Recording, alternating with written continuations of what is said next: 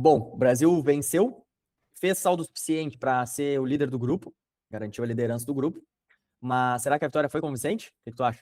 Pois é, hoje a gente vai falar sobre isso aí, sobre o jogo do Brasil e Haiti. Mas antes, já vai deixando teu like aqui, te inscrevendo no canal, que vem muito vídeo bom por aí. Vamos lá. Seu meteu 3 nos caras, jogou bem, convenceu, pelo menos a mim, de que talvez a gente tenha uma chancezinha de chegar pelo menos numa semifinal dessa Copa. E pra ti, o que tu achou do Brasil? Pois é, né? A gente cobrava protagonismo e o Brasil mostrou, né? Como a gente via a seleção anos atrás jogando contra o Chile, o Peru, a Venezuela. É o protagonismo que a gente espera de uma seleção do tamanho do Brasil jogar contra times desse calibre, né? Tem que ser superior sempre, dominar a partida. Acho que saiu até barato pro Haiti. E ficou barato, porque o Brasil fez 2 gols ainda que estavam impedidos. O Rafinha errou um gol, né? A bola passou do lado da trave, levou muito perigo. Eu acho que o goleiro do Haiti ainda fez pelo menos umas 2 ou 3 defesas, então o Brasil levou perigo sim. No final do jogo ainda teve mais oportunidade de matar com o Ederson. Eu acho que a expectativa se cumpriu. A gente não saiu decepcionado, né? E o Brasil, como a gente falou antes, a gente precisava, além de ganhar, precisava ter uma atuação soberana. E eu acho que a gente teve, a gente demonstrou isso. Então, tô satisfeito tô satisfeito principalmente com o desempenho, não só com o resultado. Convenceu essa Me atuação? con... Sim, sim, me convenceu, tô convencido. Eu acho que a gente pode fazer uma frente e fazer um placar bem parecido contra a Escócia também, que é um país que, com todo respeito, futebolisticamente não tem história, então a gente pode fazer muita frente contra a Escócia e dominar eles também. Principalmente a entrada do Matheus Cunha ali, deu uma vitalidade pro ataque que com o Igor Thiago não estava tendo. Ele não estava conseguindo aproveitar essa oportunidade que o Ancelotti deu para ele.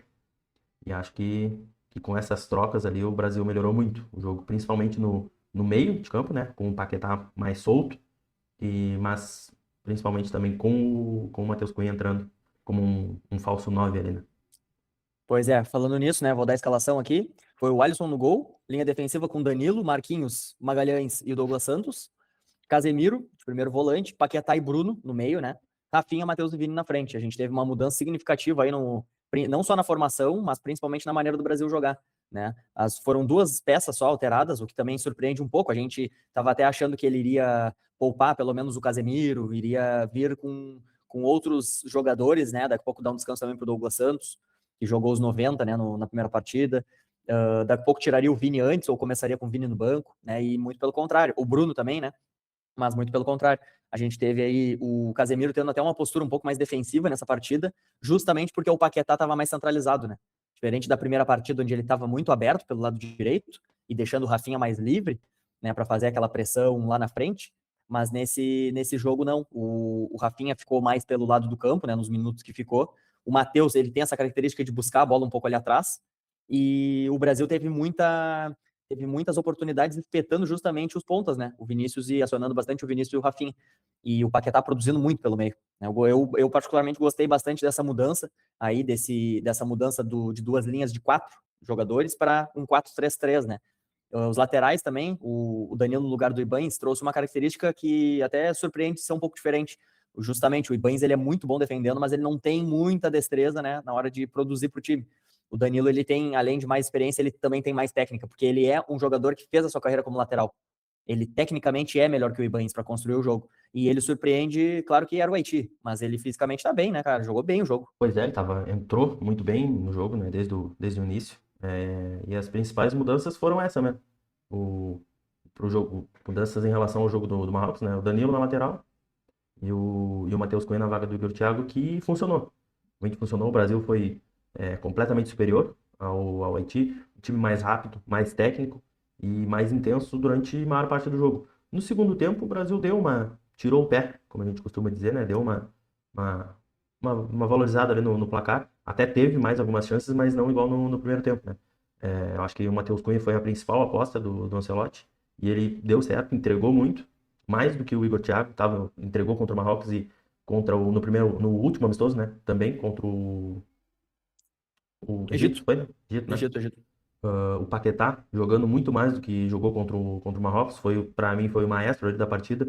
Teve roubada de bola, teve assistência, foi vibrante durante a maior parte da partida. E o Vini Júnior também chamou um pouco da responsabilidade para ele, de novo, e conseguiu ajudar o time, né?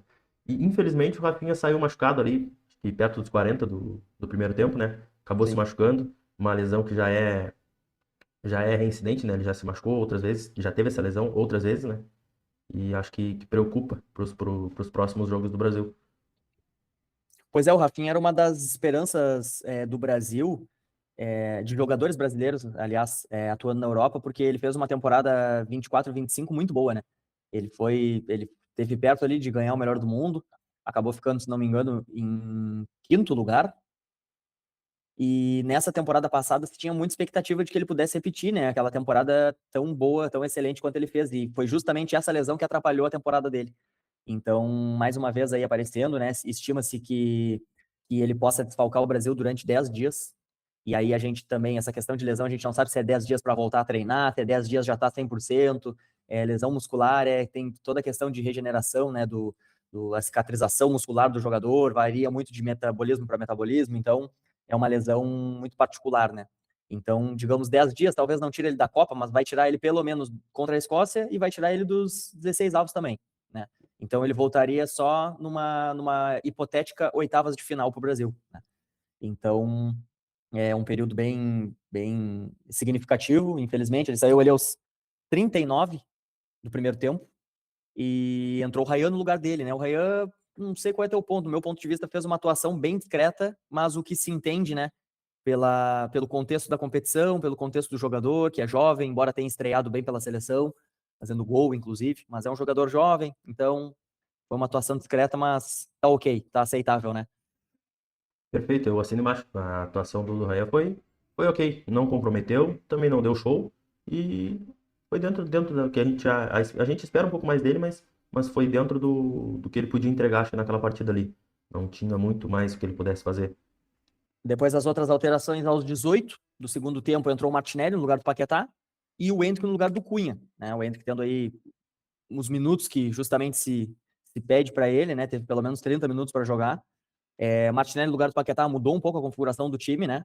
O Martinelli, o time acabou voltando a jogar naquele sistema de 4-4-2, Martinelli e o Ryan, um aberto por cada lado, deixando o Rafinha e o Endrick um pouco mais avançados, né? Justamente para aquele contra-ataque, até porque o Haiti estava se jogando mais um pouco e o Brasil, de certa forma, queria controlar um pouco mais o placar, né? Não, daqui a um pouco não fazia muita correria, o placar já estava resolvido, o jogo já estava 3-0, né? Então, rodar elenco, Martinelli, se não me engano, ainda não tinha estreado, acho que ele não entrou no primeiro jogo, Acho né, que ele contra o não entrou Marrocos. contra o Marrocos. Endrick também não tinha estreado. Ryan também não tinha estreado. As três primeiras substituições são três que não tinham jogado no primeiro jogo, né? Depois entrou o Danilo Santos, né, que já tinha entrado no primeiro jogo, tinha jogado pouco tempo, mas já tinha entrado. E entrou o Ederson, que também estreia. Então, 5 substituições, 4 estreias, né, da seleção. É muito significativo. O Ancelotti utilizando seus jogadores do banco para dar minutagem, né? Não entrou o Fabinho, que a gente imaginava que poderia ser até titular. O Casemiro jogou os 90 minutos. Pois é, eu acredito que ele vai iniciar talvez até o jogo com o Fabinho agora contra a Escócia, para realmente rodar. Até porque se o Casemiro jogar, ele tá pendurado, né? Ele tá com um cartão já. Se ele Sim. tomar mais um, ele fica fora da próxima fase. Então, depois a gente vai dar o nosso time, mas eu acredito que o Fabinho vai começar jogando agora. Vai aproveitar esse jogo contra a Escócia para rodar um pouco mais o elenco. E sobre as substituições, né? O Endrick entrou de novo, com vontade, mostrando que ele tá ali, é, dando a cara a tapa ali, mostrando que ele pode entregar muito pela seleção e que ele é um jogador novo, mas tem tudo para ajudar a seleção a chegar nesse Hexa aí. Se não for esse ano, talvez na próxima Copa. Mas, se Deus quiser, já vai ser nessa. Pois é, né? Que curioso imaginar como é que vai ser o próximo ciclo, né? Porque a gente tem inúmeros jogadores aí. Eu tava vendo a média de idade, a gente acha que o time do Brasil é novo, né? Parece que desde 70, não, desde 58, o Brasil não tinha dois jogadores com menos de 20 anos em campo ao mesmo tempo. E aí teve Endrick e Ryan jogando juntos no jogo contra o Haiti, desde 58. Era Pelé e outro jogador, não vou lembrar qual era. Mas eles bateram esse recorde aí, que desde 58 não se repetia. Impressionante. E aí eu tava pensando fui ver a média de idade do time que entrou, titular contra o Marrocos, a média de idade era 30 anos. Imagina. Os com menos de 30, a gente tem o Vini, que era o mais novo dos titulares, com 25. Aí a gente tem Bruno, Paquetá, o Magalhães, e, se não me engano, Matheus Cunha. Acho que o Rafinha tem 28 também. E de resto, Douglas Santos, Marquinhos, Danilo, Alisson, Casemiro, todos eles com mais de 30. Impressionante, né? Pois é, Eu até vou a média é confirmar. muito Vou alta. confirmar o Rafinha. Eu não lembro se ele tem 31 ou se ele tem 29. Mas ele tá bem na média aí. Mas, pô, uma média de idade de 30 anos, imagina. Então, pô, quantos desses aí vão estar na próxima Copa? Talvez nem o Alisson não Provavelmente, esteja. era o que eu ia Casemiro, falar. Eu ia Marquinhos já falar, vai estar se provavelmente, encaminhando, provavelmente. sim, os goleiros, provavelmente nenhum vai estar na próxima Copa. É muito É, difícil. Já são os três, né, com uma idade muito elevada. Provavelmente, acho difícil, mas sim. talvez se o Alisson conseguir se manter em alto nível ainda, bem, talvez para segundo goleiro e alguém É. tome a titularidade dele. E aproveitando que a gente está falando de idade, o Ryan, com a entrada dele agora no jogo contra o Haiti, ele foi um dos brasileiros mais jovens a jogar uma Copa, né? Hum. Entrou para a história como um dos mais jovens, com 17 Ele, anos. ele é mais novo que o Endrick, será? Talvez por meses? Ele não é o jogador mais novo, é um dos. Uhum. Mas eu não lembro. Eu acho que o Henrique também, talvez ali por questão de dias, Pode ser, né? Por que meses, talvez, é, alguns meses. Interessante. Depois o Brasil ainda tem o próprio Danilo, né? Não é muito novo. O Martinelli já tem 26, se não me engano. sim, Né? E é só eles dois mesmo ali que despontam, né? E como muda, né, a característica do time com o Matheus Cunha, né? O Matheus Cunha, que até às vezes passa despercebido, assim, ele é um jogador meio. Até ele mesmo, né, em entrevista já falou sobre isso, que parece que ele não. Ele sente falta desse carinho, porque ele não é identificado com nenhum clube, né, aqui do Brasil, ele saiu muito jovem do país, então sente falta desse carinho, assim, de ter uma torcida que se identifique com ele, que já tenha visto ele jogar no Brasil. E o jogador que passa muitas vezes discreto, assim, mas entrega algo diferente, né? Por muito tempo ele já foi durante o ciclo titular do time. Ele, o João Pedro, né? E entrega algo diferente, né? Mostra que realmente o Igor Thiago talvez ainda não também não tá pronto, né, para ser esse jogador, essa referência e tal, e que o time joga para ele, ainda mais tu tendo Vinícius, né? Tendo um meio-campo forte como o Brasil tem. Então, o Igor Thiago parece realmente um jogador de contexto, né? Um grandalhão, um cara bem 9 mesmo, né? Um cara de trombada, um cara de quando a bola não tá querendo entrar, tu joga a bola para a área e torce para ele acertar um cabeceio, a bola sobrar. sim, o Igor Thiago, guardadas todas as proporções, ele me lembra um pouco o Haaland, assim, que é um cara meio tecnicamente abaixo dos outros, né? Mas é um cara que sabe fazer gol. Uhum. Aquele cara que fede a gol e chuta meio truncado ali e acaba fazendo gol. E ele me lembra um pouco esse estilo. O Haaland, até pela idade, eu acho que ele ainda é muito físico, né? Eu diria até, não sei se tu já viu, já acompanhou alguns jogos do companheiro do Haaland na seleção, o Sorloth, que é do Não, Atlético de Madrid. Eu acho que o Igor Thiago talvez pareça mais com ele, porque ele é um cara é. bem lento, bem lentão. Uhum. Ele até é matador mesmo, é muito Aham. matador, é bem 9. Só que, claro, né, ele é a sombra do Haaland na seleção. Mas no clube, por exemplo, ele é aquele cara que tem que ter talvez até um segundo atacante jogando com ele, assim, pra pau o cara, sabe? Ou pra Aham. ser. É um cara de posicionamento, é um Leandro Damião da vida, assim. É um Moreno, um Ricardo Oliveira. Não é um cara pra tu lançar ele, pra ele correr 30, 40 metros. Ou pra ele vir buscar. Não é esse tipo de jogador que vem buscar a bola, que combina jogada com o meio-campista. Não é esse estilo. É um cara realmente de posicionamento, né? Um cara que tem um posicionamento de ataque muito bom. Sim, e o Igor Thiago também, agora no jogo contra o Marrocos, né, o primeiro, ele vinha muito até a intermediária ofensiva ali, tentando, marcando e tentando buscar essa bola ali, e acaba que não conseguiu produzir nada, porque ele tem que estar dentro da área para fazer alguma coisa. Não adianta ele tá ali onde ele estava, no meio-campo, entre o meio-campo e a intermediária ofensiva, tentando roubar uma bola e criar alguma coisa, porque por mais que ele consiga roubar a bola, até ele chegar de novo na frente, não dá tempo. Não, ele não tem essa Essa velocidade explosão toda. É é, diferente. É um é jogador diferente. diferente do Matheus Cunha, né? Que tem essa velocidade. É diferente. Sim, o Matheus chega a jogar até como meio aberto no Manchester. Ele, Sim, na fase defensiva, ele abre para defender junto com o lateral, e na fase ofensiva, ele cai mais pro meio para combinar com o atacante, com o Bruno, né? O Bruno cai mais pro lado direito, ele cai mais pro lado esquerdo, né? O Manchester tem essa combinação. E até falando do Igor Thiago, queria dar só uma pincelada, assim, que eu tava vendo o jogo da Holanda, e um atacante holandês foi revelado pelo Ajax, se não me engano, e agora ele tá jogando no Sunderland. E ele fez 2 gols no jogo. Ele matou o jogo, assim.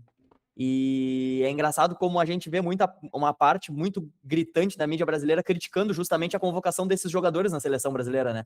Porque antes a gente tinha protagonistas de Barcelona, de Real Madrid, de Milan, de Inter, de Milão, e agora a gente tem os caras que jogam no West Ham, no Newcastle, no Brentford, no Wolves, e os caras criticam justamente isso, né? O próprio Endrick no Lyon, times assim, segunda, terceira prateleira. Só que o futebol, hoje em dia, principalmente falando da Inglaterra, é muito competitivo.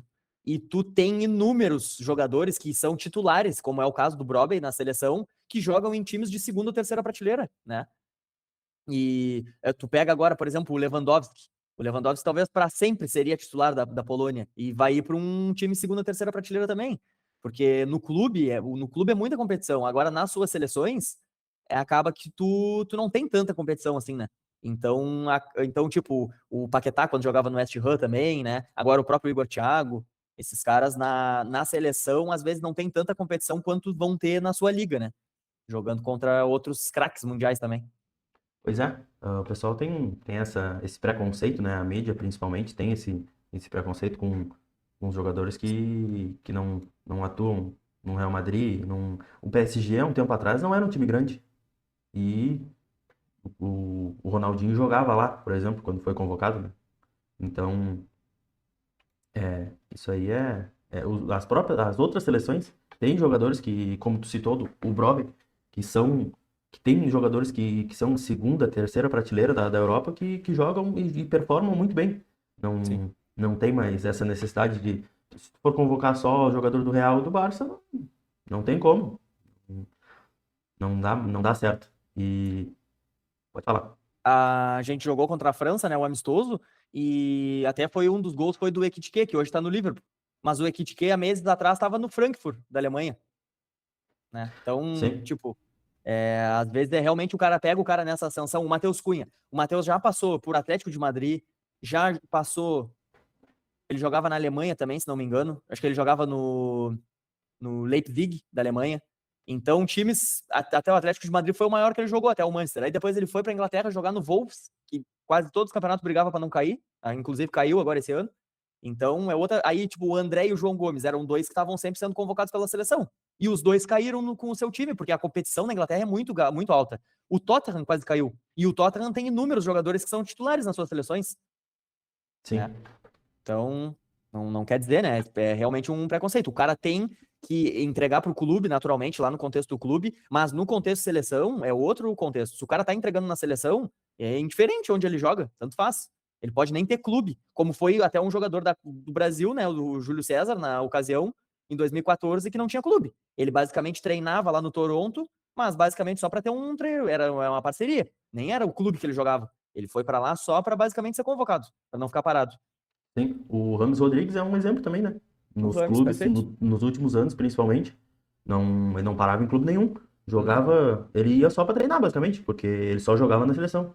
Não, tem vários exemplos assim, né? Sim, De jogadores que, O né, Enner só não jogam na jogava bem seleção. no Inter e continuava sendo convocado. Foi agora pro Pachuca lá, até parece que ele tá performando melhor. Mas se o Enner tivesse fazendo personal trainer, não tivesse nem jogando em clube nenhum, ele estaria de titular da seleção e capitão. É Sim. outro E contexto. o próprio Cristiano Ronaldo e o Messi, que estão jogando em ligas, né, contestáveis, digamos É. assim, Em questão e futebolística é muito que contestável. não é uma competitividade tão grande como no Brasil, por exemplo. Muita Os caras jogam gente, uma vez por semana, né? muita gente contestou a convocação do Everton, por exemplo, que joga no Grêmio, por jogar no Grêmio, sendo que é um goleiro que está numa fase boa, jogando no Grêmio, veio pro Grêmio há pouco tempo e está numa fase muito boa, salvando o Grêmio, e está num lugar pior. É um contexto diferente. Outra coisa que me surpreendeu bastante, voltando, né, pro assunto de seleção, foi a postura dos laterais, porque a gente viu o Douglas Santos jogando como basicamente um zagueiro no primeiro jogo, né? Bem defensivo. E agora a gente viu também que ele ajuda na construção, ele levou a bola até o ataque, ele ajudava a fazer aquela pressão lá em cima. E, inclusive, eu acho que essa postura dos laterais, o Danilo a gente já sabia, né? Que era esse cara que faz ali o corredor e faz muito bem, sabe? A hora de recompor. O Danilo, para mim, jogou muito bem ontem, contra o Haiti. Mas o Douglas foi legal ver essa outra dinâmica dele, porque ele jogou muito bem contra o Marrocos, né? Eu acho que na média dos 2 jogos, ele foi o melhor jogador do Brasil até aqui na Copa. Pegando o desempenho dos 2 jogos, para mim, a média dele é a melhor. Sim. E aí a gente viu ele marcando lá em cima, eu acho que justamente pela postura defensiva do Casemiro. O Casemiro, com essa junção ali do Bruno e do Paquetá no meio, o Casemiro ficou muito mais atrás do que a gente viu no primeiro jogo, né? E a gente não vê ele desesperado, que nem uma cadela grávida, correndo para trás, sem perna, né? Porque ele não tem esse pace para correr para trás. Ele é um cara de atalho, de estar bem posicionado, e ele sabe fazer isso muito bem, mas ele tem que estar no lugar certo na hora certa. Ele não pode estar correndo atrás de atacante porque ele não pega ninguém na corrida.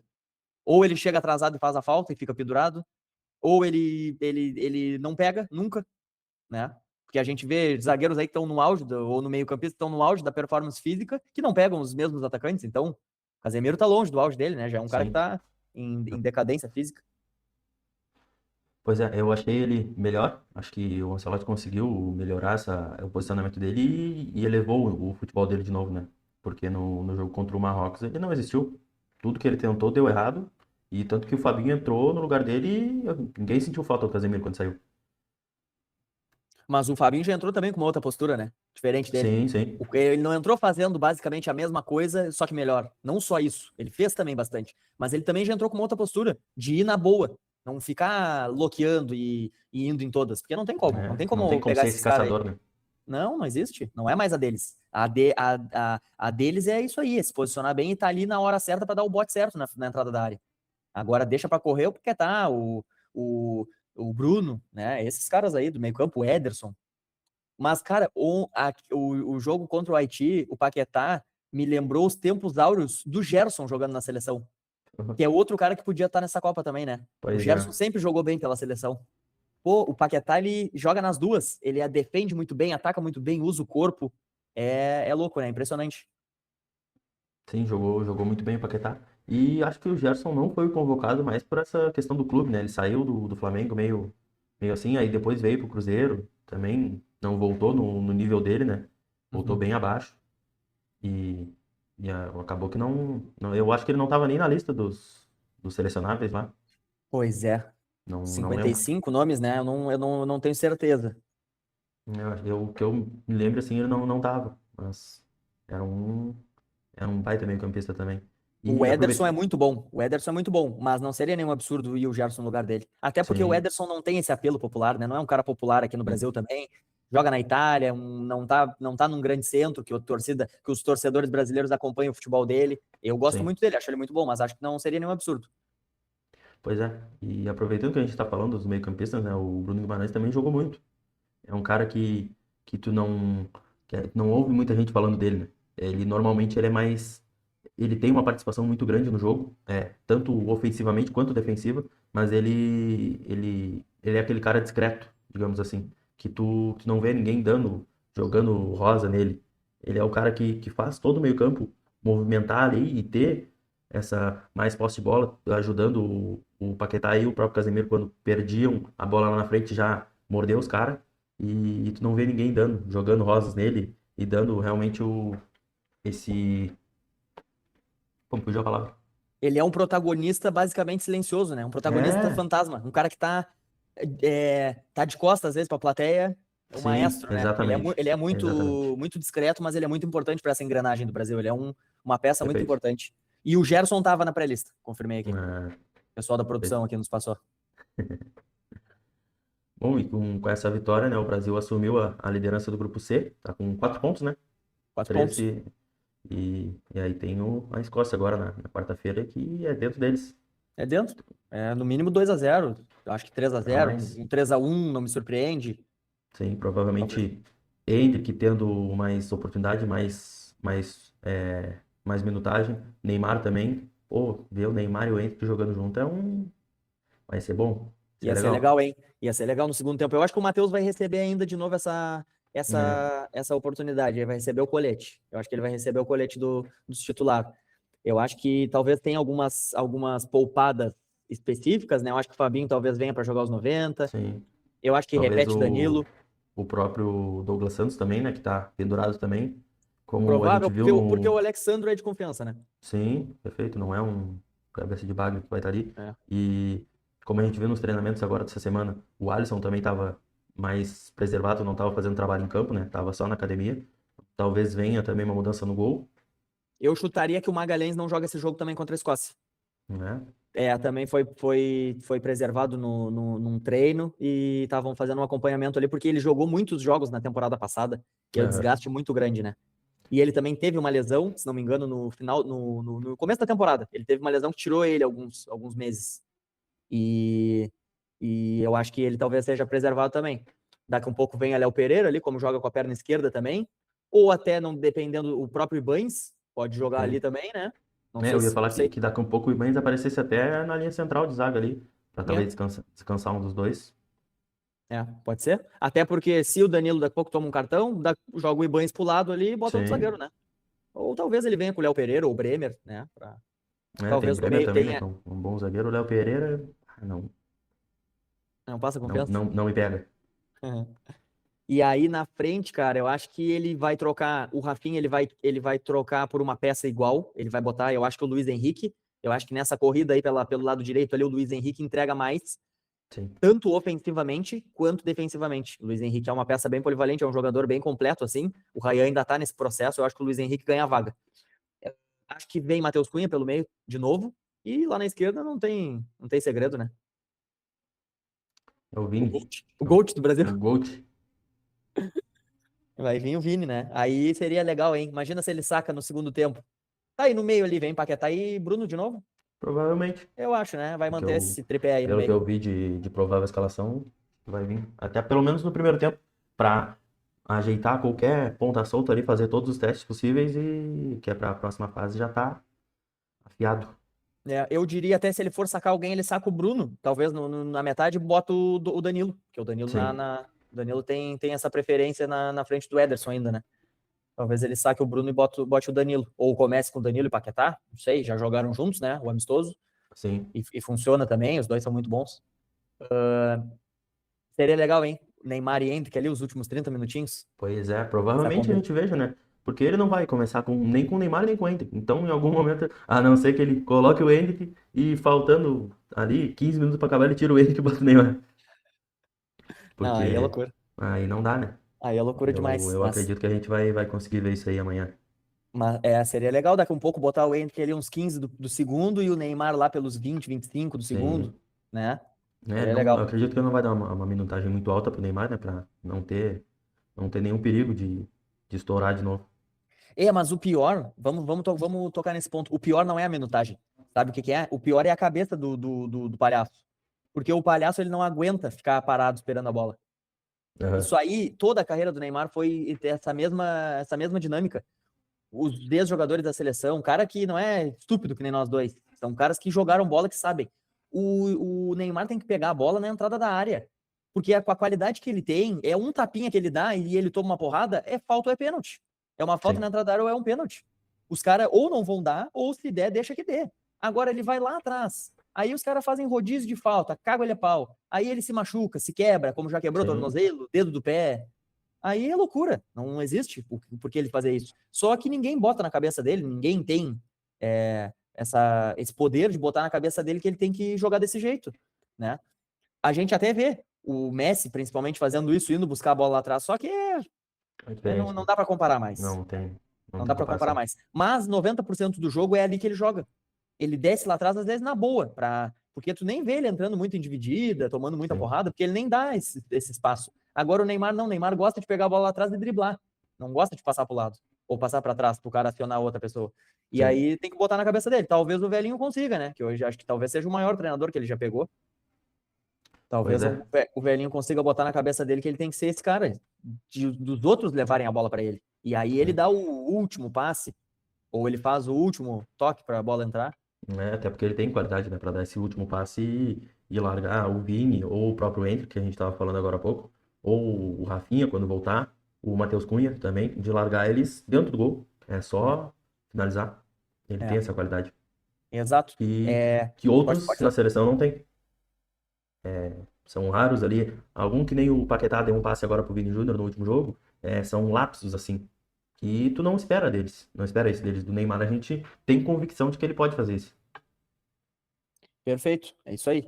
Depois eu acho até interessante, daqui a pouco, manter esse 3-3, né? 4-3-3, Aham. com o Fabinho ou o Casemiro, que são ambos jogadores que podem, nessa linha central ali, se juntar ao setor da defesa, né? Ficar entre os zagueiros. Dois meio-campistas com características, todos têm características semelhantes, Paquetá, Bruno, Ederson e Danilo, todos têm características semelhantes, podem fazer essa função de meio-campo ali, que são jogadores que jogam bem na frente e atrás. E lá na frente, daqui a pouco, será que não cabe o tripé, o Neymar mais centralizado, Endrick e Vini? O Vini saindo mais da esquerda, o Endrick saindo mais da direita, né? E o Neymar jogando ali no meio deles, como basicamente o que o Matheus faz. Talvez não descendo Aham. tanto, né? Mas uma característica parecida com o que o Matheus faz, né? Sim. Eu acho que Acionando os é dois. uma grande possibilidade de acontecer isso. Porque aí os laterais marcam mais o lado do campo, a gente não precisa ter uma dobrada com dois, ter um meia direita e ter mais o lateral direito, lado do lado esquerdo a mesma coisa. Não precisa ter dois. No lateral marca mais por ali. E aí os meio-campistas fazem essa composição, né? Fazem Aham. esse balanço. Naturalmente, o Fabinho se juntando à linha defensiva, os zagueiros também podem sair um pouco mais para fazer a cobertura, né, do lateral. Então dá para se pensar nisso também, né? Perfeito. E aí a gente pincelou, mas na tua opinião, com o Rafinha fora, quem entra? Será que muda apenas a peça ou muda? Será que o sistema? Será que o Ancelotti vai vir agora contra a Escócia com um outro sistema para suprir essa falta do Rafinha? Cara, eu tava meio dividido nessa opinião, achando que talvez ele fosse fazer uma troca de esquema ali, mas com as últimas informações eu acho que vai só trocar peça por peça mesmo, talvez entre o Luiz Henrique, que já entrou, né, e entrou bem, talvez o Ryan comece de titular também, é uma possibilidade, e aí talvez ele deixe para fazer essa troca de esquema no segundo tempo, porque ele vai ter que fazer, né, para colocar Neymar, para colocar o Henrique, provavelmente, talvez até não, o Igor Thiago, talvez, dê essa preferência entre ele e o Endrick para fazer mais testes contra a Escócia. Neymar e Igor Thiago eu não vejo, né? Acho Sim, que sim, juntos não, só numa situação específica de jogo, que acho que contra a Escócia não vai se apresentar. talvez. Mas, bom, já falamos basicamente do Neymar, né? Vai jogar quantos minutos e entra no lugar de quem? Eu vejo ele jogando no máximo 25, 30 minutos. Não sei se nem no primeiro jogo, né? Esse tempo todo. Mas no Sim, máximo isso aí. E eu acho que se ele vai entrar no lugar de alguém, seria no lugar do Matheus Cunha. Eu acho que seria ali centralizado, um jogador que sai, que tá no setor de ataque, mas que talvez desce um pouco para buscar a bola, ou que espera a bola lá centralizado. Não vejo ele botando ele em nenhum dos lados, nem pela esquerda, nem pela direita, acho que não é a tendência, acho que é centralizado mesmo, com essa função de armar, né? Só que aí, para entrar o Neymar, tem que sair além de sair um cara com as características semelhantes, né? Pelo menos da função ali, tática, tem que ter jogadores que complementem, né? Porque que nem a gente tá falando, talvez Neymar e Matheus não casaria bem. Neymar e Igor talvez também não casaria bem. Eu acho que sim, teria que talvez ter o Vini, o próprio Rafinha, o Ryan, jogadores dessa característica, o Endrick, né? Características de explosão, jogadores que o Neymar possa acionar na velocidade. Talvez dar um drible e acionar o cara, né? Só que aí tu tem que ter jogadores que são concomitantes com esse estilo de jogo do Neymar, de combinação, né? perfeito. E até falando mais para trás ali do Neymar, né? Tem que ter jogadores que vão correr por ele também. Ele não tem mais esse vigor físico e explosão de conseguir atacar e marcar também. Ele não é esse cara. Não, ele não vai conseguir fazer isso nunca mais, infelizmente. Sim. Ele tem que ter alguém que vá fazer uma marcação, que vá correr por ele, assim como, dando o exemplo da Argentina, né? Como fazem com o Messi lá. O Messi não tem essa função de voltar para marcar. Tem muitas vezes que ele volta. Assim, uma coisa que eu prestei atenção é que normalmente quando ele volta é quando ele perde a bola. Só que é muito raro ele perder a bola. Então, é muito difícil também ele acabar voltando para marcar. Por isso que ele não perde, para não ter que voltar. Exatamente, é baita Mas esperto. ele volta muito pouco. Até no último jogo da Sim, Argentina, até sim. quando ele perdia, ele não voltava. Ele se negava a voltar. Porque não tem como, não tem perna. Não dá, né? É. Mas ele combina bastante. Ele descia no meio ali e combinava Sim, bem. Tu vê sim. que o cara fisicamente, né? Assim como o Cristiano, ainda estão muito bem, né? Fisicamente para jogar. Sabem se dosar, sabe a hora de correr. É, É impressionante, né? tem todos os atalhos do campo. É. Vamos às notas então da partida. Começando pelo goleiro Alisson. Pra mim, Alisson, é uma nota 6 ali. Não foi muito exigido, nota 6. Chegou pouco nele, né? Participou pouco do jogo. Nota O 6. Danilo, lateral direito. Danilo foi bem, entrou bem, pra mim uma nota 7. Nota 7. Assino. Marquinhos. Pra mim também não foi muito exigido, né? Pra mim, uma nota 6,5. Ok, 6,5. Magalhães? Também, mesma coisa, 6,5. Eu acho que o Magalhães participou um pouquinho mais só da construção ali pelo lado esquerdo. Vou dar uma nota 7 para ele. Douglas Santos? Pra mim, foi muito bem também. Pra mim, nota 7. Nota 7,5 pro Douglas Santos. Casemiro? Casemiro muito bem também. Pra mim, uma nota 7,5.